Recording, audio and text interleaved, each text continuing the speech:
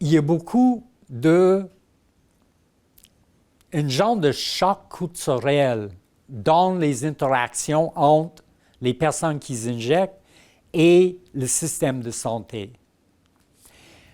Le système de santé est une partie d'une culture dominante dans notre pays.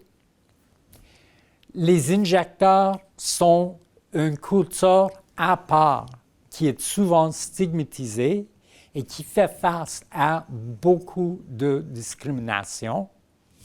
Alors, le choc culturel, pour eux, c'est majeur. Et de plus et plus que je travaille comme père, je remarque que cette choc culturel de le côté du système de santé est également grave et nuisante pour les travailleurs. Donc, je me trouve dans un rôle où je peux comme faire faciliter ces deux acteurs dans un état de choc culturel de travailler ensemble. Et ça implique beaucoup de choses pour moi et beaucoup de choses pour chacun des autres acteurs. Il y a deux cultures, donc il y a deux manières de communiquer. Il y a deux systèmes de langage. Il y a les capacités qui sont différentes de les deux côtés et les valeurs qui sont différentes des deux côtés. Il y a un certain besoin d'avoir une capacité d'ouverture.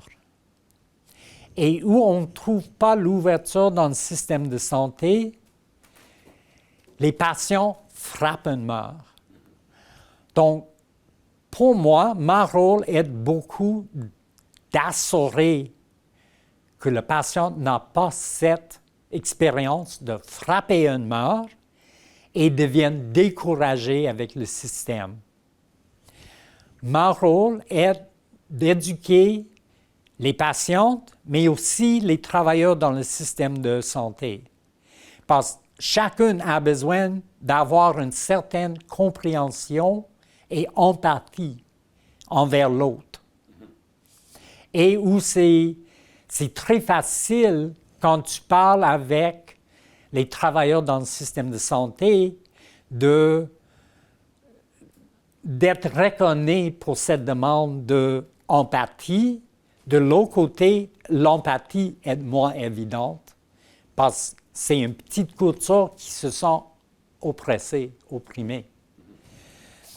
Donc, je joue les deux côtés à la même temps.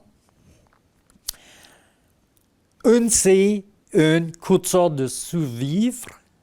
L'autre, c'est une culture de profiter de la vie. Donc, les perspectives tellement différentes. Et mon rôle, c'est d'approcher chaque côté un peu plus proche à l'autre si, à la fin, ma présence n'est pas voulue ou nécessaire.